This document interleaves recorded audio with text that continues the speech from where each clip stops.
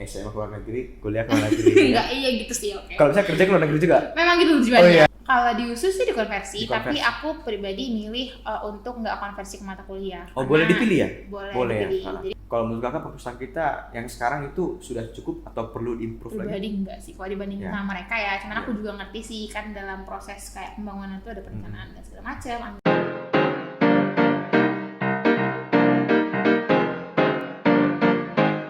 Selamat siang Sobat Sehat, kesehatan investasi, pola hidup sehat, prestasi. Kembali lagi dengan saya Yuda Purba. Kali ini kita akan membahas, mengulik tentunya materi-materi yang bermanfaat untuk kita semuanya, yang tentunya bermanfaat juga untuk mahasiswa-mahasiswa FKM USU yang akan kita bahas di Tropico Podcast pada siang hari ini.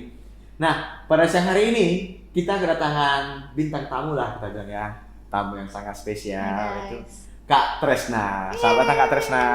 Welcome, thank you for welcoming me. Iya, terima kasih Kak Tresna. Jadi Kak Tresna ini adalah tamu 2019 ya Kak, dari peminatan AKK.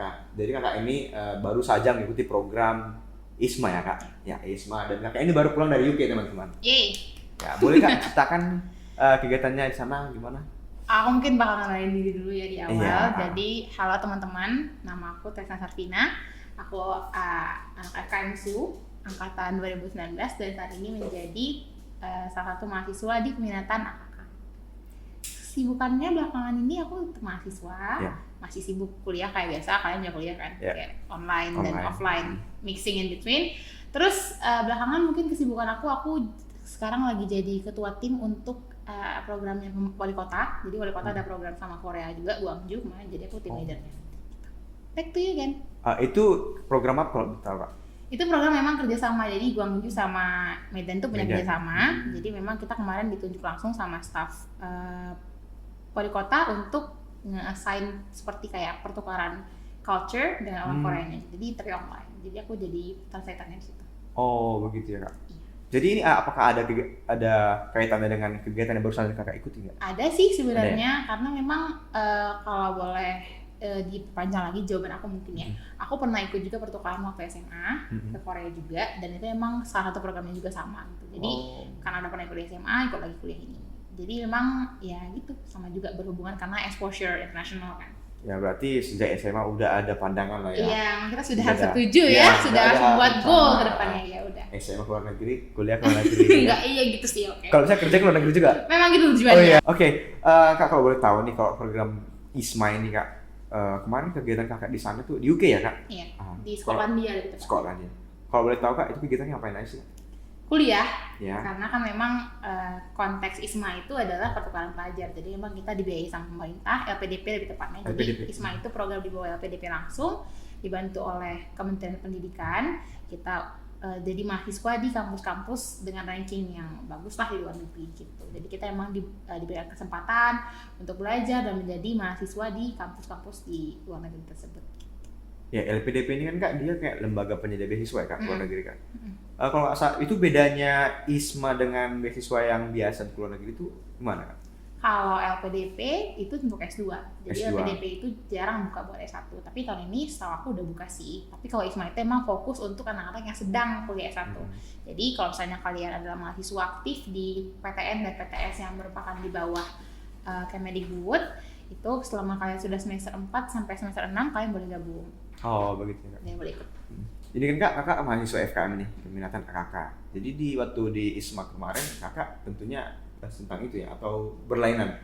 Jurusan berarti ya? Iya, jurusan. Jadi di ISMA itu kita memang milihnya mata kuliah. Jadi selain kita milih kampus, kita milih mata kuliah. Kita nggak bisa milih fakultas, karena kan sistem kampus itu beda.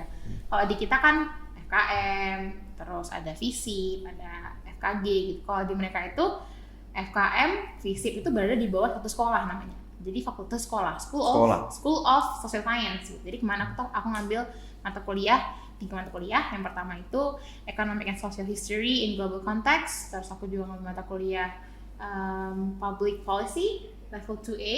Terus satu lagi aku ngambil mata kuliah Youth Policy and Welfare. Jadi mata kuliah yang pertama itu fokus membahas tentang mata kuliah ini agak sedih sih sebenarnya, karena aku asal ngambil kemarin karena aku mikirnya itu belajarnya bakal ekonomi, ternyata belajar sejarah. Jadi benar-benar abis banget, aku mesti bahas tentang masa-masa perbudakan, masa-masa penanaman berbuka-dakan gara-gara gula dan segala macam. Tapi itu seru sih, karena mungkin karena aku mikirnya itu mata kuliah yang susah, ujungnya nilaiku lebih tinggi di situ.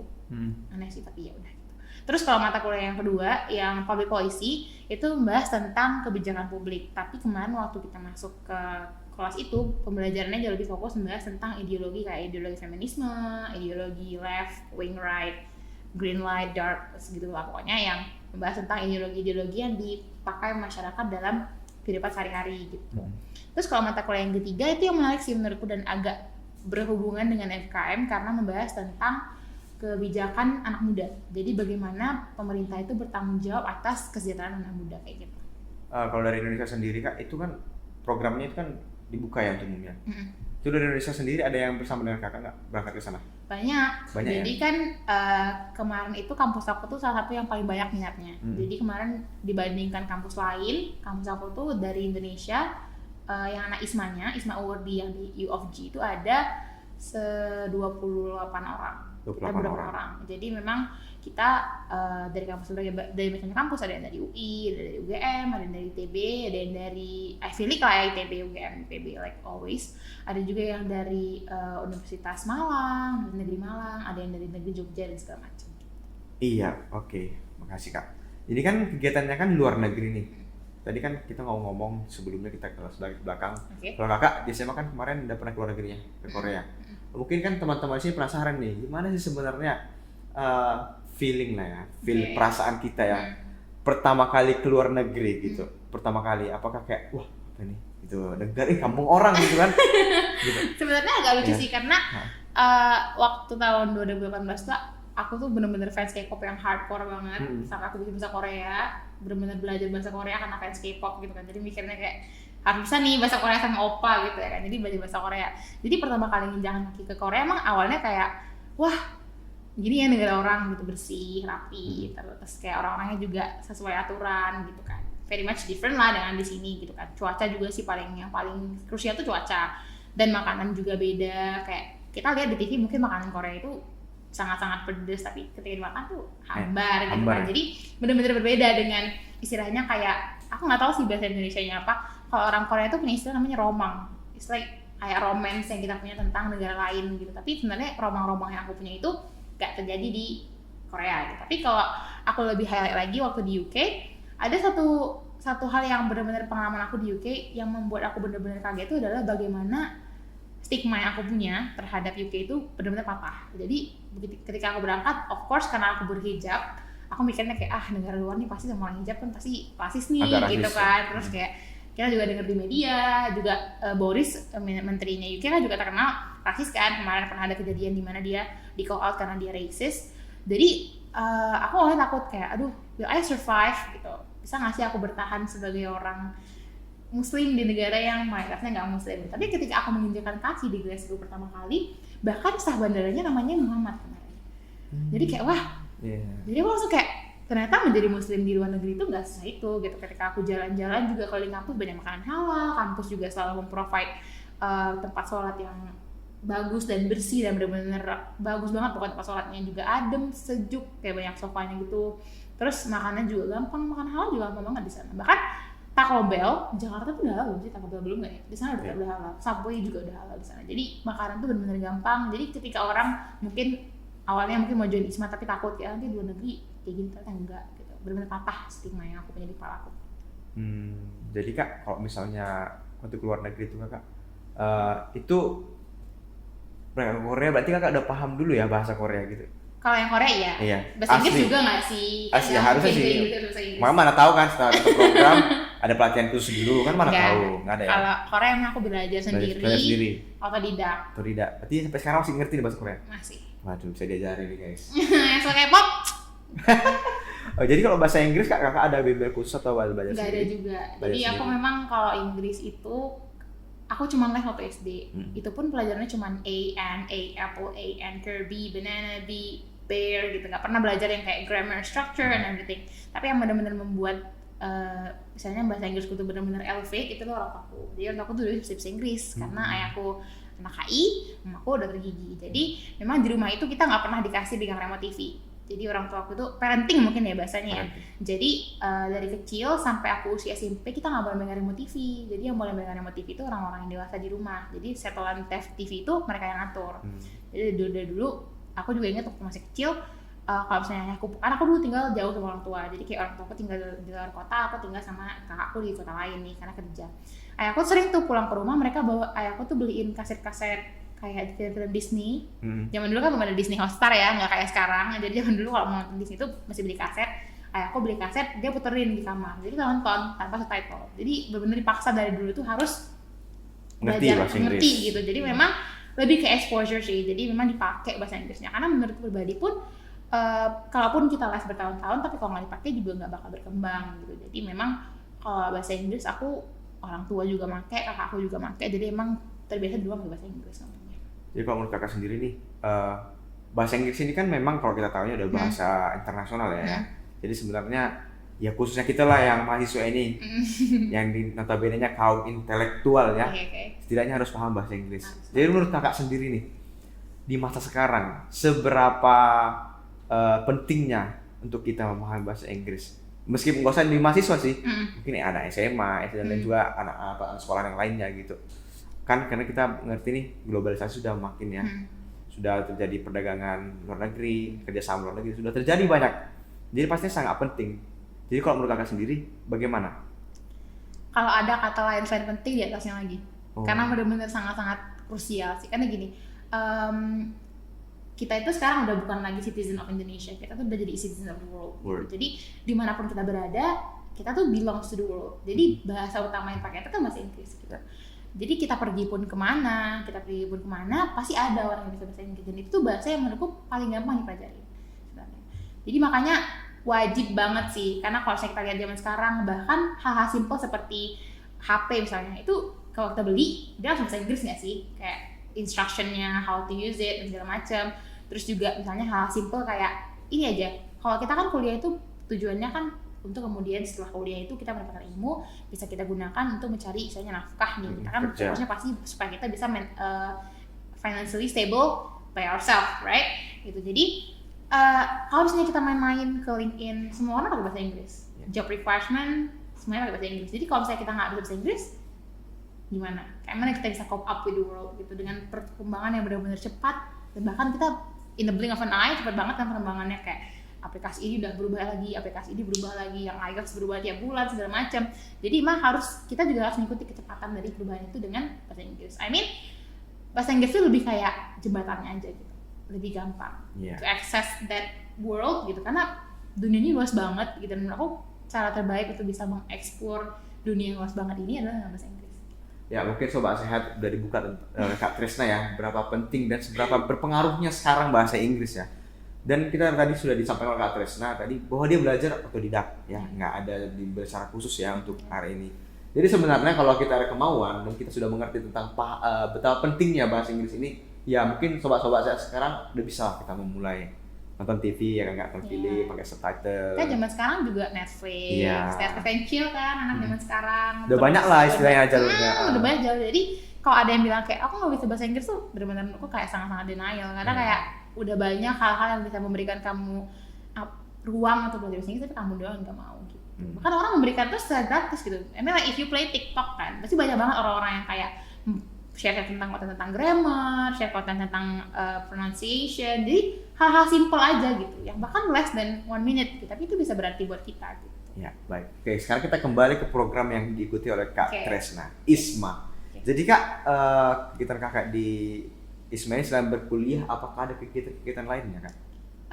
Kegiatan lain selain kuliah. Jadi waktu kita pertama kali nyampe memang karena masih COVID kemarin, kita karantina dulu. Jadi kita memang karantina 10 hari di hotel yang di-assign sama kampus, 10 hari. Setelah itu kita bebas sih milih mau ikut klub apa aja, karena memang ketika kita udah mendapatkan KTM itu, kita boleh akses klub, kita boleh akses gym yang mereka punya, kita boleh akses ruang belajar yang mereka punya, kita boleh akses lab, kita boleh kemana aja.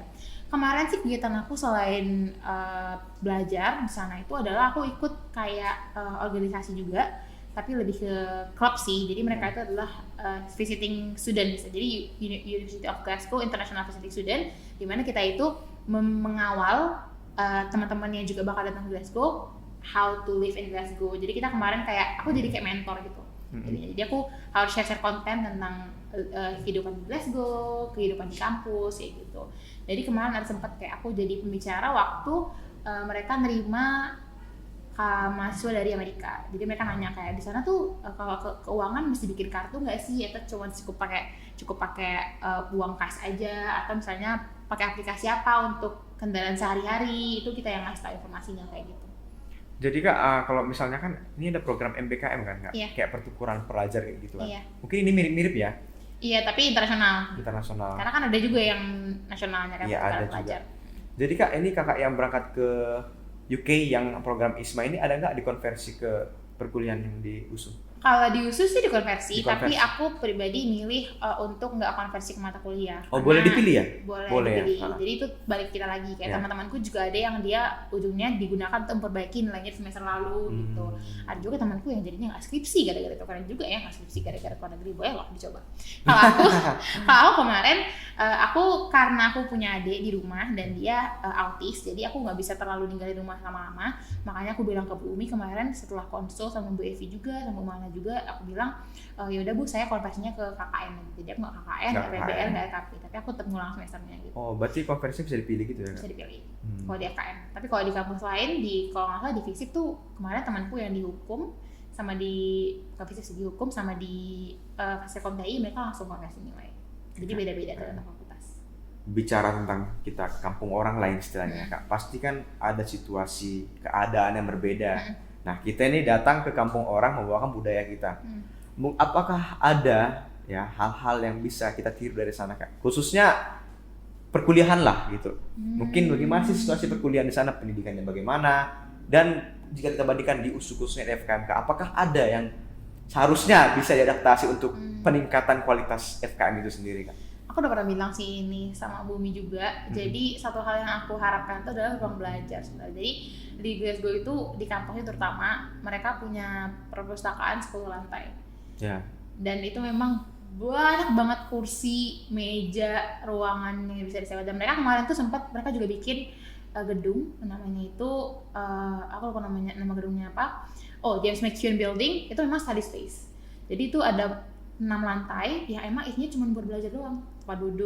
Tempat duduk yang meja terbuka buat 2 orang, meja yang ada komputernya, meja yang cuma meja doang, yang meja bundar, ada yang benar-benar study space buat sendiri gitu loh, yang kayak kursi ngadep ke dinding kotak gitu, itu ada juga ruangan yang bisa disewa, ada juga ruangan yang bisa kita kayak pakai proyektor atau kayak pakai komputer gitu, ada juga. Dan di situ juga mereka nyediain kantin yang makanannya tuh wide banget, kayak ada pilihan makanan Eropa, makanan fusion, makanan Asia, makanan vegan, makanan halal Di kampusnya? di dalam gedung itu Ya? dalam gedung James McEwan itu. Jadi benar-benar mereka bahkan punya parkir sepeda, kamar mandi buat mandi, kamar mandi buat buang air juga ada. Mereka juga punya satu hal juga sih, mereka juga punya ini yang aku notice, di setiap kamar mandi itu mereka nyediain free pads buat perempuan. Karena kalau perempuan itu kan kadang nggak tahu ya kapan halangan itu, mereka nyediain softtek gratis, jadi tinggal dicetak gitu, diambil gratis. Kayak dispenser gitu ya? Kayak dispenser, iya benar. Jadi kayak tinggal ditekan doang, kita ambil tuh gratis. Jadi benar-benar kayak mendukung, istilahnya menurutku kayak mendukung kesejahteraan mahasiswa gitu. Jadi benar-benar gedung itu sih yang buat aku benar-benar merasa kayak oh itu yang kurang di kampusku, kita nggak punya study space gitu. Kalau aku biasa kadang gitu kan, misalnya aku udah aku udah selesai nih mata kuliah jam 10 gitu kan, ada jam 3 gitu. Karena aku bingung mau kemana kan. Karena kita bingung mau kayak kemana ya sampai jam 3 gitu kan. Iya, waktu Kalau di sana, karena kan kalau misalnya kita balik lagi ke rumah, pergi lagi udah ngabisin uang bensin, udah ngabisin waktu juga kan. Jadi kadang ujungnya ya ke kafe, kalau di sini duduk teman sama ngapain ngopi. Cuma kalau di sana tuh kita bisa duduk di ruangan itu, bisa pakai komputernya, bisa pakai ruangan interaktifnya, macam-macam. Jadi menurutku satu hal yang paling krusial adalah study space yang ada di USU sih. Berarti harapan kakak itu di FKM ini bener, diadakan lah ya? Kalau bisa satu USU sih. Satu USU ya? Karena memang kita tuh bener-bener ruangan, jadi gedung itu tuh di tengah-tengah kampus. Jadi memang anak-anak dari kampus lain itu bisa ke situ juga kan. Jadi memang kita ketemu sama kampus teman-teman yang lain gitu. Kalaupun memang kita cuma bikin di FKM aja kan mungkin kesannya kayak eksklusif banget nih buat anak FKM doang gitu. Tapi kalau misalnya kita bikin di tengah-tengah kampusnya kayak di perpustakaan gitu, I think it's a lot more better. Kalau menurut kakak perpustakaan kita yang sekarang itu sudah cukup atau perlu diimprove lagi? Pribadi enggak sih, kalau dibandingin Ya. sama mereka ya. Cuman aku Ya. juga ngerti sih kan dalam proses kayak pembangunan itu ada perencanaan dan segala macam, anggaran juga ada. Jadi Ya. mungkin memang kita nggak bisa menyamakan kampus yang mereka banyak kan, mereka kan Russell Group namanya kampus juga Russell Group. Jadi Russell Group itu mereka memang banyak sponsornya, gitu. Makanya gak heran sih mereka bisa bikin kampus segede itu gitu kan. Jadi wajar sih kalau misalnya kita nggak bisa bandingin apple to apple. Jadi kan kak, ini kan keberangkatan kakak untuk program beasiswa ini kan pasti ada yang namanya seleksi ya. Ya, of course. Nah, jadi itu tahapan seleksinya itu gimana kak? Apa aja yang kita persiapkan? Apa yang kita ikuti alurnya bagaimana? Okay. Supaya nanti teman-teman yang Mau mau ikut setelah mendengarkan pemaparan dari kakak, aku pengen ikut lah. Apa yang perlu siapkan? Ya, dipikirkan lagi. Mungkin ikutlah ke depan. Oke, you should try. Kayaknya kalau aku sih pertama kali itu awalnya aku justru nge-WA Ricky sih. Jadi Ricky pernah bilang di grup kemarin, guys sudah buka nih program MBKM. Gitu. Nah, Ricky udah buka belum sih yang buat pertukaran internasionalnya? Jawab kayak belum, dia bilang gitu. Jadi kayak, oh aku dari awal udah tahu nih kalau MBKM itu emang punya rencana mau bikin pertukaran pelajar yang level internasional gitu kan. Jadi sampai akhirnya waktu kita semester 4 kemarin kita dapat mata kuliah TOEFL preparation sama MLI. Jadi MLI itu dia dosen di sastra Inggris kan di FIB. Nah dia tuh yang bilang kayak coba ikut program ini nak, dia bilang kayak gitu kan. Kamu tertarik nggak gitu? Jadi aku bilang tertarik, jadi aku mulai ngurus berkas. Jadi kalau anak USU pertama kali itu kita harus seleksi internal. Seleksi antara anak USU dulu nih. Jadi anak USU nih nggak boleh sembarang dong dikirim gitu kan. Jadi kita seleksi internal dulu, itu kita ngirim berkas yang dibutuhkan itu hanya transkrip nilai dan hasil bahasa Inggrisnya dulu. Jadi kita kirim ke pihak UPP. Sekarang udah gak ada UPP lagi sih, tapi kemarin tuh UPP, jadi kita kirim ke pihak UPP yang nyaring. Jadi ketika udah disaring sama pihak UPP, mereka bantuin juga tuh. Kayak kan kita waktu kalau kita tahun lalu di websitenya itu kita harus ngelampirin transkrip nilai yang bilingual, harus ngelampirin jawaban esai, harus ngelampirin hasil bahasa Inggris, dan harus ngelampirin surat rekomendasi. Jadi setelah kita seleksi internal, kita dibantu sama MLI untuk bikin surat rekomendasinya dari WR1 gitu. Setelah aku udah dinyatakan lulus seleksi internal, aku jawab esainya gitu kan. Terus ya udah habis itu berkasnya itu aku kasih ke MLI, terus kita masukin kayak ke website itu, tinggal nunggu sampai pengumuman kapan jadwal wawancara. Yang paling tricky sih memang esai ya kalau beasiswa gitu kan. Kayak aku juga sebelumnya nggak pernah punya pengalaman how to write any essay before, karena kayak pengalaman waktu SMA yang ke Korea. Itu juga nggak pakai essay sama sekali. Itu karena emang aku bisa bahasa Korea dan mereka nunjuk aku untuk pergi gitu. Jadi emang nggak ada pakai essay. Jadi tips aku kemarin waktu bikin essay itu adalah research memang. Jadi aku memanfaatkan kayak aku nonton vlog-vlog orang-orang yang udah dapet beasiswa LPDP di YouTube. Aku nonton website, aku baca website yang emang ceritanya tentang kayak how to write a good essay. Aku nonton video-video yang di-share sama orang-orang yang emang dia itu essay interview reviewer gitu di Amerika segala macam kan. Jadi aku research segala macam sampai akhirnya essayku selesai. Essayku juga kemarin itu sempat di-proofread sama MLI, kayak dia benerin dikit kayak bagian ini coba di-emphasize sudah selesai, terus ya udah dikirim. Habis itu setelah kita dinyatakan lulus seleksi berkas, kita dikasih jadwal wawancara. Mantap, kalau nggak salah aku hari Rabu jam 9 pagi deh. I forgot pokoknya. Apa? Di telepon No, it's like on the website. Jadi di sana tuh kayak langsung nampilin gitu jadwal wawancaranya kapan. Aku wawancara kayak cuma 30 menit, all in English wawancaranya sama kayak LPDP langsung. Terus yang dibahas itu mostly memang esai sih. Jadi apa yang tanya di esai itu aku untungnya plek itu jawaban, itu pertanyaan yang aku dapat waktu interview. Jadi aku jawab dengan ya casually, terus deh. Tapi pengumumannya agak sedih sih karena pengumumannya itu agak diundur kemarin. Jadi yang harus tanggal 6 diundur ke tanggal 13 kalau nggak salah kemarin pengumuman pertangkatan. Itu ada seleksi internal kan kak? Berarti ada dari usunya selek kakak ya yang ada tahun ada ini. Berapa tahun orang? lalu ada 5 orang. 5 orang. Iya. Yang lulus berapa orang? Ya. Yang lulus berapa orang? 5 orang yang berangkat. Jadi 5 orang tahun juga. lalu yang seleksi internal itu kalau nggak salah 30-an orang. Yang seleksi yang selesai seleksi internal itu yang lulus seleksi internal tuh kayak 20-an orang. 20. Yang seleksi berkas belasan, yang berangkat dengan 5. 5. Itu tujuan kampusnya beda-beda ya kak? Beda-beda, nyebar. Nyebar semua ya. Jadi aku di University of Glasgow, Skotlandia, Arafah di University of Leicester, UK, Holongi dari FISIP dari hukum, dia dari fakultas hukum, dia ngambil University of Pax di Hungaria. Terus ada Kak Alisa yang lulusannya masih berangkat, dia di Singapura, NTU, Nanyang. Satu lagi ada Kak Ruth yang dia di Dublin, Ireland.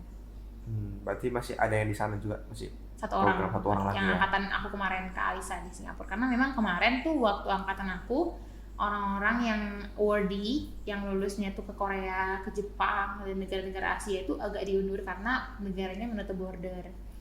Jadi kemarin Korea tutup border, makanya mereka baru berangkat ketika kita udah pulang gitu. Jadi ketika kita yang dari UK, dari Europe udah balik, mereka baru berangkat. Gitu. Itu programnya 1 semester ya Kak? Iya. Itu 1 semester sana sama juga dengan 1 semester sini ya Kak? Beda, sama mereka 1 semester itu 4 bulan. 4 bulan? Berarti Kakak sana cuma 4 bulan ya? 6 bulan kalau itu kalian dari awal aku persiapan berangkat, karantina, terus aku juga orientasi itu 6 bulan karena pas di akhir aku kena COVID kemarin, jadi pulangnya agak lebih lama. Karena karantina ya? Iya, tapi dapat salju, yeay.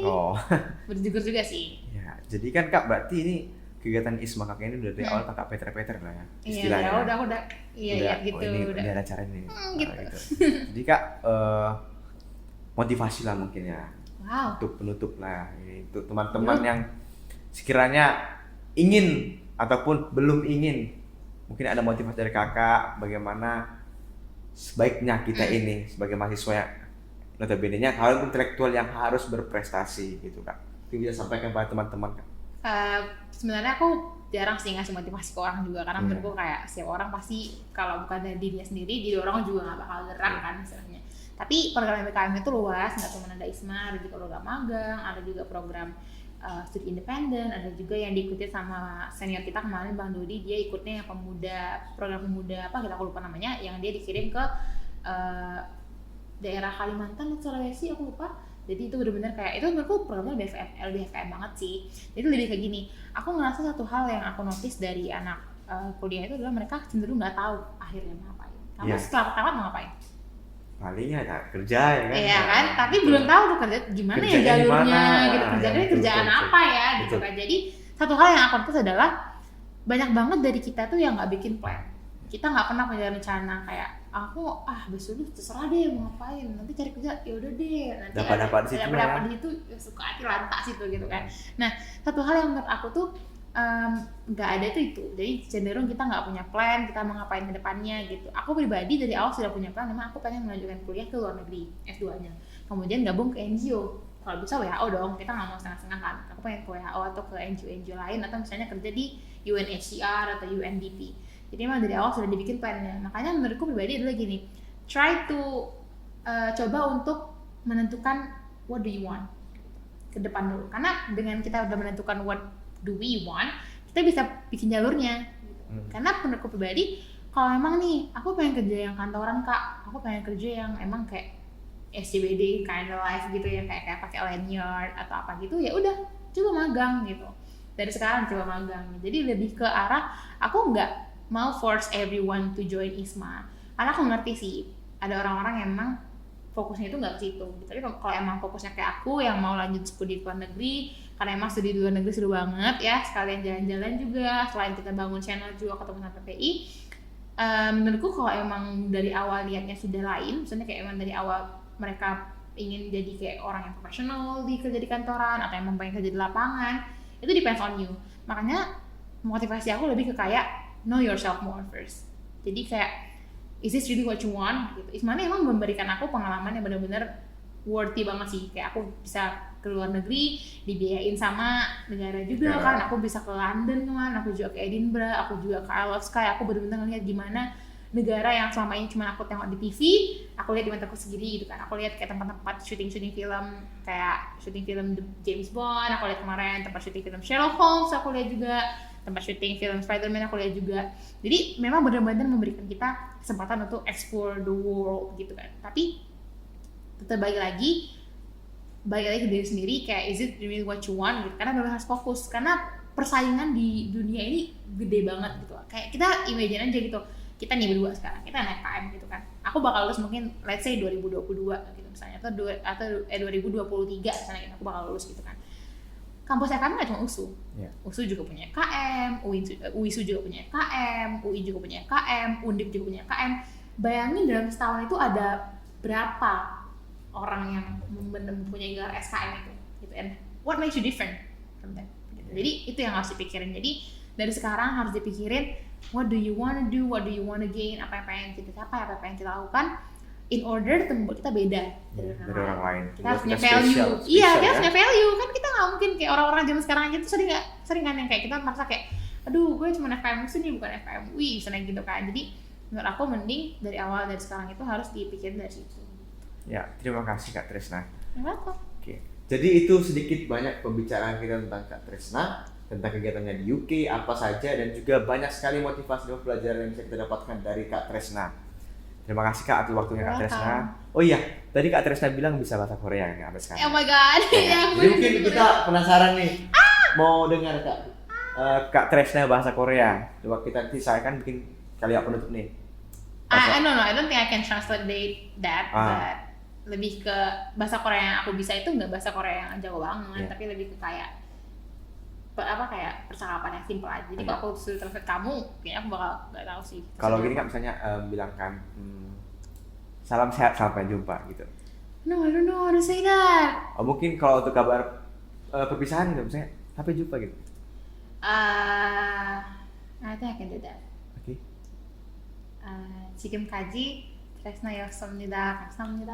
Iya. Sampai jumpa di pertemuan berikutnya Sobat Sehat. Saya Edo Purba pamit undur diri. Kesehatan, investasi, pola hidup sehat, prestasi. Sampai jumpa.